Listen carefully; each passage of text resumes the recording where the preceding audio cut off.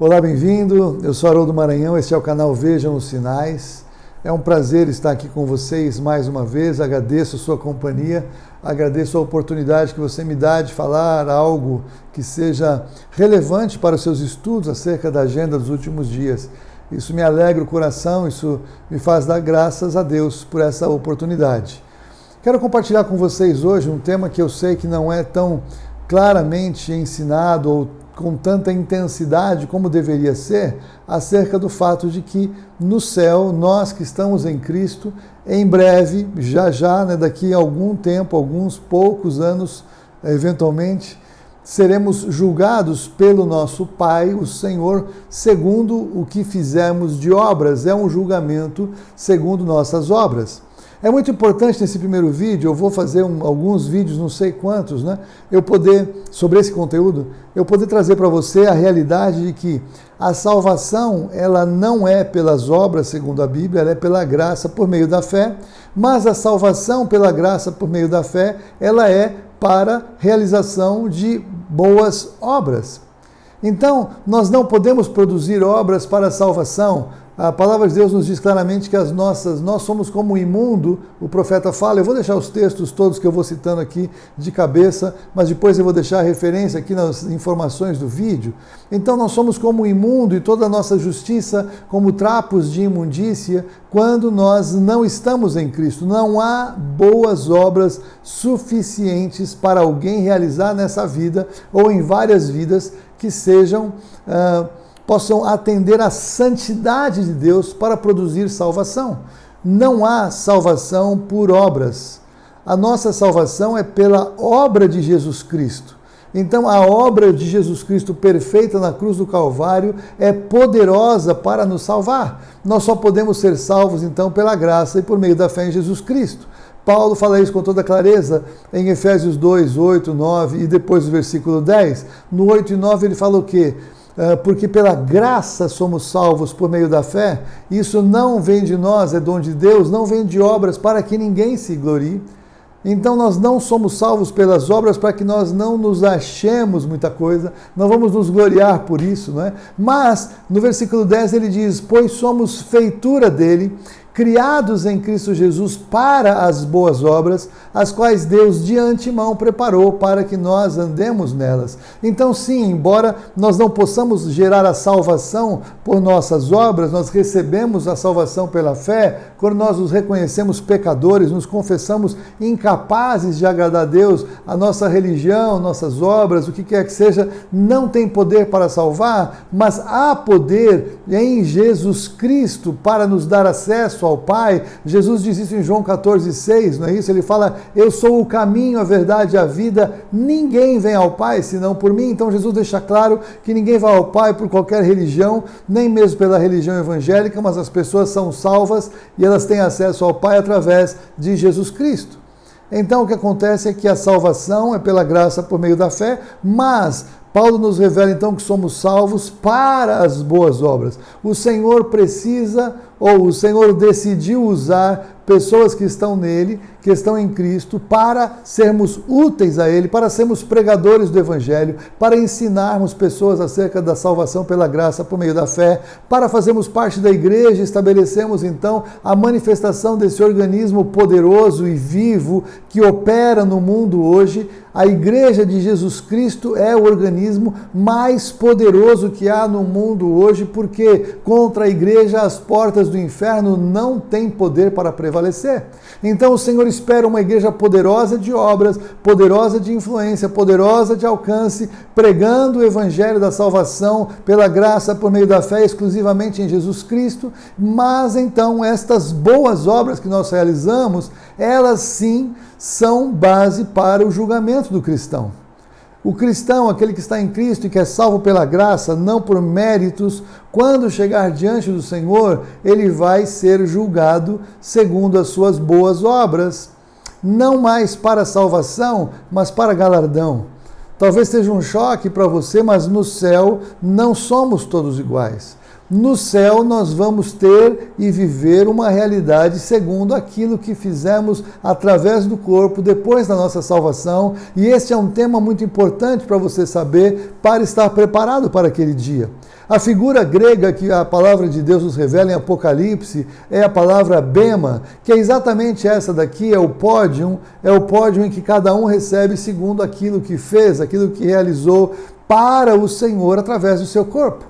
Diferentemente do que acontece nas competições humanas, não é uma luta de crente contra crente para ver quem faz mais, quem é melhor. Ah, você, vou eu. Não, eu sou melhor que você. Não, você não é. Esse tipo de coisa que seria até ridículo de a gente pensar, pessoas que devem andar no Espírito, tentar estabelecer, mas a nossa luta é, como Paulo revela em Efésios 6, contra o mundo espiritual, contra principados e potestades, contra as forças espirituais da maldade nas regiões celestiais. Então esta oposição das trevas, ela existe contra nós para tentar nos impedir de sermos frutíferos, para nos roubar sonhos, nos roubar projetos, nos intimidar para que não sejamos frutíferos, trabalhadores poderosos ao Senhor. Então, numa primeira instância, essa é a nossa luta. A nossa luta é contra o mundo espiritual que opera, resiste à atuação da igreja. Mas também a nossa luta é contra nós mesmos, é contra a nossa carne, é contra o nosso comodismo, é contra a nossa alienação em Cristo, porque o Senhor vai julgar as nossas obras. Então, quando Ele nos chama a vencer o mundo espiritual que Ele já venceu, o que sobra agora é vencer a nossa realidade humana e natural, vencer a nossa inclinação da carne, vencer o nosso velho homem, a nossa velha natureza. Agora, o que é interessante é que o Senhor ele não julga por valores absolutos, mas Ele nos julga por valores proporcionais. E essa é a primeira figura que eu quero trazer para você neste vídeo, não é? Então eu sempre comento que quando alguém é dizimista fiel, por exemplo, então vamos imaginar alguém que ganhou nesta vida, num determinado período de tempo, R$100 e deu R$10, esta pessoa foi um dizimista fiel. Mas vamos imaginar uma pessoa que ganhou R$100 mil e deu apenas R$9.500, embora em valores absolutos, este que ganhou mais, ele deu mais do que aquele que deu dízimo menor, este que deu os 9.500, ele não deu 10%. Então quem deu o dízimo deu mais do que quem deu apenas 9,5% ou 8%, pouco importando o valor, a quantidade de dinheiro dado. Isso fica claro quando o Senhor Jesus estava ali diante do gasofilácio e ele viu as pessoas que tinham muitas posses e davam ali grandes somas em dinheiro e lançavam no gasofilácio sacos de dinheiro, mas quando veio aquela viúva pobre e que deu as suas 2 moedinhas, o Senhor Jesus destacou aquela viúva porque ela tinha dado muito mais, ela tinha depositado a confiança dela no Senhor e tinha dado todo o seu sustento, e o Senhor se impressionou e se agradou da oferta dela e desconsiderou aquelas grandes somas que eram dadas pelos que davam o que sobravam. Então a maneira como nós damos, ela define o que está no nosso coração. Se o Senhor é o nosso sustento, se Ele é aquele que cuida de nós, nós então estamos fazendo a nossa declaração de fé quando damos e obedecemos. Agora, quando alguém dá para fazer média, para aparecer, para ser visto, para fazer negócios supostamente na igreja, isso não tem poder. Mas o princípio da proporcionalidade ele é importante, porque é sobre ele que eu quero falar agora. A palavra de Deus então nos revela no Evangelho de Mateus, capítulo 25, a parábola dos talentos. E o Senhor Jesus ele deixa claro que pessoas que conhecem a Cristo recebem talentos das suas mãos, recursos espirituais, dons espirituais, talentos, habilidades, competências, enfim, todo o pacote que o Senhor nos dá para vivermos nesta vida, e ele diz que cada um recebe segundo a proporção da sua fé, ou a proporção da sua possibilidade, ou segundo a sua capacidade. O Senhor, na sua justiça, nos dá segundo aquilo que Ele entende que é a nossa capacidade para sermos frutíferos. E se você continuar no texto, eu vou deixar aqui marcado o texto para você. O que recebeu 5 talentos do Senhor, multiplicou, negociou e trouxe mais 5. E o Senhor disse a ele: bem-estar, servo bom e fiel, entra no gozo do teu Senhor. Mas também aquele que recebeu 2 talentos, a palavra de Deus nos diz a mesma coisa. O que tinha 2, ele foi e negociou, e ele ganhou mais 2, e o Senhor o reconheceu da mesma maneira do que aquele que tinha 5 e fez mais 5. Ele disse: ok, bem-estar, servo bom e fiel, entra no gozo do teu Senhor. Então, nos 2 casos, cada um fez 100% do que tinha, e receberam a mesma palavra elogiosa do Senhor, a mesma apreciação daquilo que fizeram, e foram convidados a entrar em honra no reino do Senhor, naquele lugar maravilhoso. Mas nós temos aquele outro que recebeu 1 talento. E normalmente as pessoas iriam falar: ô, coitadinho, pobrezinho, só tem 1 talento, ele não tem capacidade, o Senhor vai ter misericórdia dele. Não. Aquele que tinha 1, que enterrou o seu talento e não fez nada com ele, quando ele volta para devolver para o Senhor apenas aquilo que o Senhor lhe tinha dado, o Senhor diz para ele: o que? Mau e negligente servo. Você devia ter feito alguma coisa com os recursos que eu te dei. E o que fez isso, ele teve medo. Ah, o Senhor é severo, então eu fiquei com medo e escondi, e está aqui o que é teu. Essa não é a postura que o Senhor espera de nós. Ele espera que nós venhamos a multiplicar. E aquele que tinha 1, então, foi lançado num lugar de trevas, onde havia choro e ranger de dentes. E o que ele tinha, aquele 1 talento, foi entregue para aquele que tinha mais. E o Senhor Jesus diz que aquele que tem mais lhe será dado, e o que não tem, até o que tem lhe será tirado.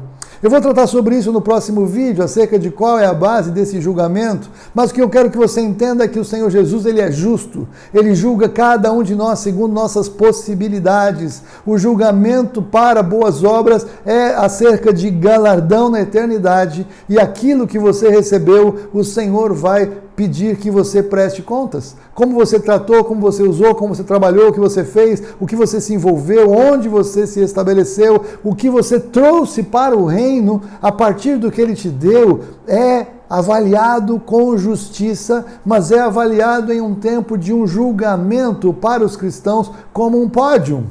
Então, o que você recebeu, a pergunta que eu faço é: o que você e eu fizemos com o que o Senhor nos deu, com os dons espirituais, com os recursos, com as oportunidades de vida? Pouco importa o país onde nascemos, a família onde nascemos, a condição econômica, a condição social, intelectual, pouco importa qualquer que seja, porque não seremos comparados com outros, mas seremos comparados pelo Senhor com o potencial que Ele colocou em nós e que Ele sabe que colocou em nós. Ele nos julga, então, com justiça, porque Ele sabe o que Ele nos deu, Ele sabe quem somos nós, Ele sabe quais são os nossos recursos, Ele sabe qual é o nosso potencial, e Ele sabe o poder do Espírito Santo trazido para cada um de nós. Meu querido, minha querida, nós não podemos negligenciar as nossas obras ao Senhor, porque em breve estaremos diante dEle para prestar contas. Nós que fomos salvos em Jesus Cristo estaremos diante dEle no dia de sermos julgados pelas nossas obras. Isso é pouco falado porque há um evangelho meio que preguiçoso em que pouquíssimas pessoas fazem muita coisa, e aí o diabo tem transformado a igreja em espectadores das obras de alguém, quando todos nós devemos ser realizadores de obras, devemos ser operosos trabalhadores para o reino do Senhor. Então, meu querido, minha querida, meu convite é: pare para refletir o que o Senhor te deu, perceba o que você tem feito com tudo isso ao longo da sua vida. E entenda, é tempo de acelerar o que fazemos, porque o Senhor está às portas, como sabemos, como percebemos, como sentimos. Ele vai nos chamar a prestar contas do que fizemos com o que Ele nos deu. Se foi 5, se foi 2, se foi 1, pouco importa. Pouco importa o que o seu vizinho está fazendo, o que o seu pastor faz, o que o líder com você faz, o presbítero, o diácono. Pouco importa o que cada um está fazendo. A pergunta é o que você e eu estamos fazendo até que Ele venha.